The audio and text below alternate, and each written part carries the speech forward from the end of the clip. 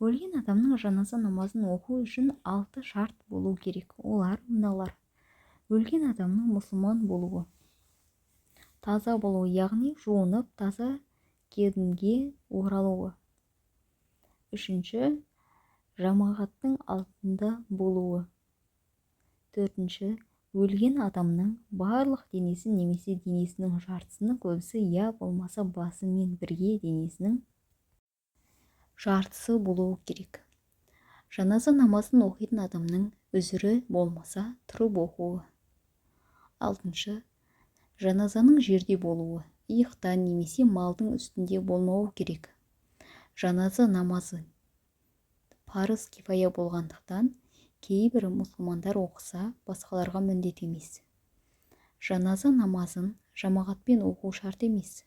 Тек қана бір ер адам немесе әйел адам жаназа намазын оқыса, парыз орындалған болып есептеледі. Басқа намаздарды бұзатын нәрселер жаназа намазын да бұзады.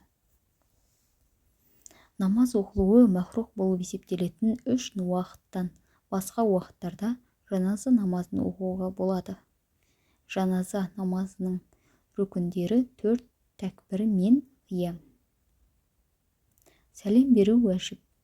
Жаназа намазында рүку, сәжде жоқ. Жаназа намазының сүннеттері. Намазды өткізетін имам махрумның кеудесінің тұсында тұруы. Екінші, бірінші тәкбірден кейін субханаханы оқу. Үшінші, екінші тәкбірден кейін Аллахумма салли және Аллахумма барик оқу. Төртінші, үшінші тәкбірден кейін дұға оқу. Жаназа намазының оқылуы. Марқұм жуылып, кебімделіп, намаз оқылатын жерге, мұсаллаға қойылады. Жаназа жамағаттың алдында болады. Намазды өткізетін имам өлген адамның кеуде тұсында тұрады. Ал жамағат қиблаға қарап, имамның артында сапқа тұрады. Жамағаттың 3 сап болып тұруы мұстахаб. Ниет еткен кезде марқұмның ер немесе әйел кісі, ер бала немесе қыз бала екені айтылып өтеді. Намазды өтетін имам ниет еттім Алла разылығы үшін дайын тұрған жаназа намазын оқуға, және марқұм ер кісі болса, мысалға, осы ер кісі үшін дұға етуге деп ниет етеді. Марқұм әйел болса, осы әйел кісі үшін дұға етуге. Марқұм ер бала болса, осы бала үшін дұға етуге. Марқұм қыз бала болса, осы қыз бала үшін дұға етуге деп айтылады. Имамның артындағы жамағат ниет еттім Алла разылығы үшін мына марқұмның жаназа намазын оқуға, мынау ер кісі үшін дұға етуге ұйыдым осы имамға деп ниет етеді. Жамағаттың ішіндегі біреу өлген адамның ер ме, әйел ме екендігін білмесе, былайша ниет етеді. Ниет еттім Алла разылығы үшін имам өткізгелі жатқан жаназа намазының марқұмға дұға үшін ұйыдым осы имамға.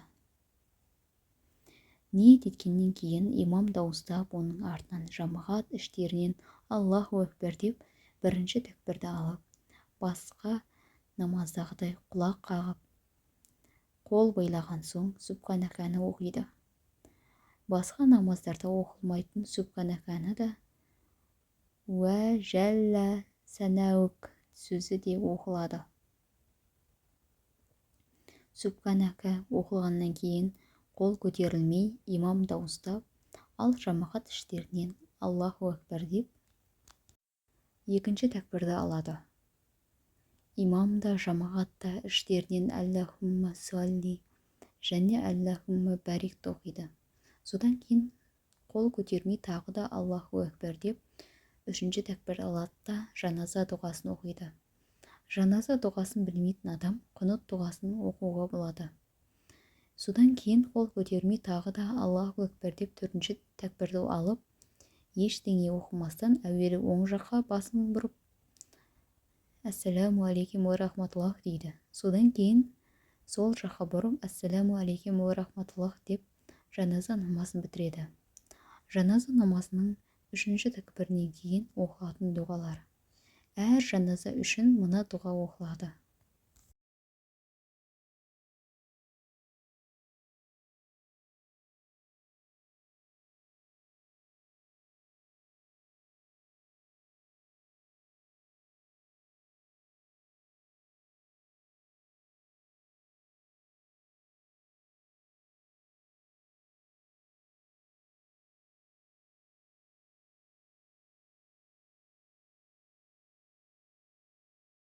Мағынасы: уа Раббым, тірімізді, өлімізді, осы жердегі қатысушыларды, бұл жерге жете алмағандарды, ерлерімізді, әйелдерімізді, кішімізді, үлкендерімізді кешіре көр.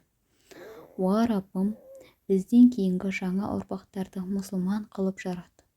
Біздің ішімізден ажалы келіп өлетіндерді иманды қыл. Осыдан кейін жаназаға байланысты дұғалар бірі оқылады. Бірінші, жаназа ер кісі болса, мына дұға оқылады.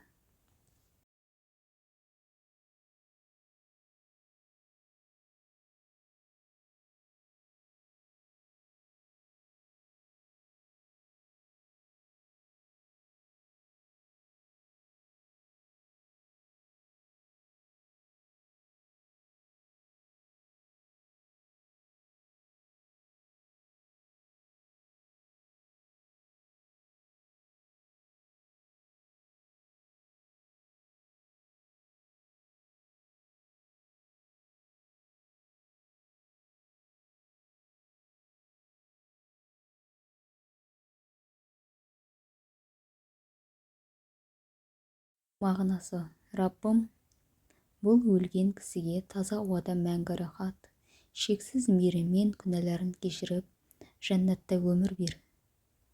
Уа Алла, ол адам жақсылық жасаған болса, оның сыйын артығымен бер. Егер жамандық жасаған болса, кешірім ет, күнәларын кешіре көр.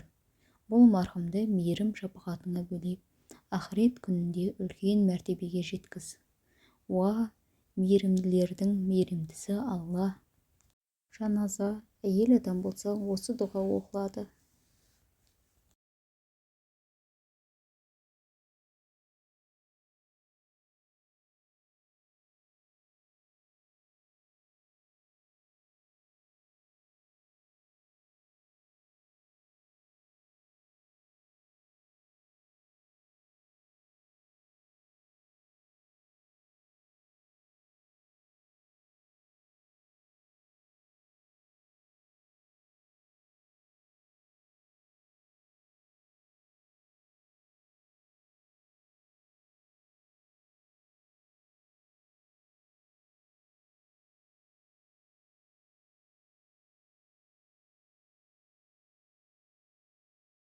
Мағынасы: Раббым, бұл кісіге таза ауада мәңгі рахат, шексіз мейіріммен күнәларын кешіріп жәннаттан жай бер.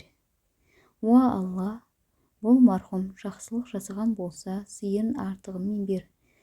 Ал егер жамандық жасаған болса, кешірім ет, күнәларын кешіре көр. Бұл адам мейірім шапағатыңа бөлеп, ақырет күнінде жоғары мәртебеге жеткіз. Уа мейірімділердің мейірімдісі Алла. Жаназа ер бала болса, мына дұға оқылады.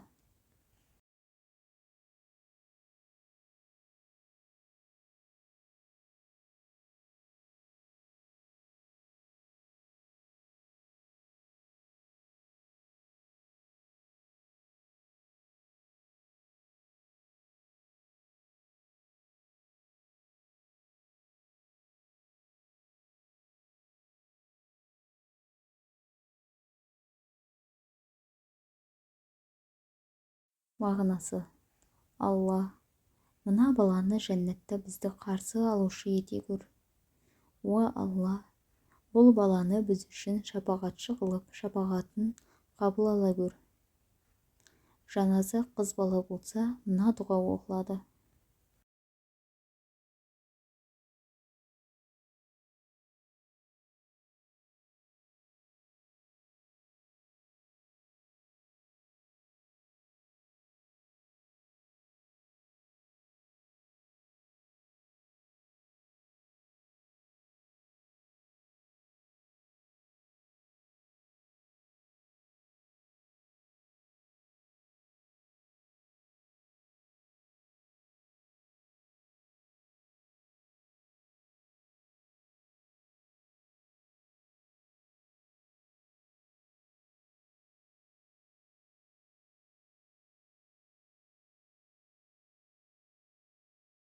Мағынасы: Алла бұл баланы жәннатта бізді қарсы алушы ете гөр.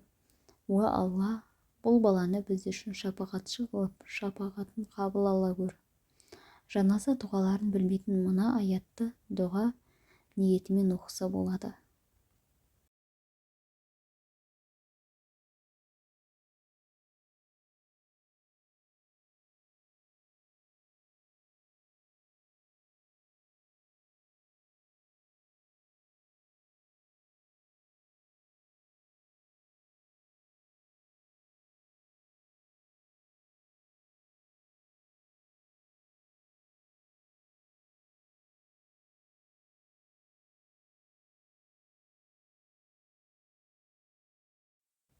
Мағынасы: уа Раббым, бізге бұл дүниеде игілік бер, ақыретте де игілік бер, бізді тозақ отынан сақтай гөр.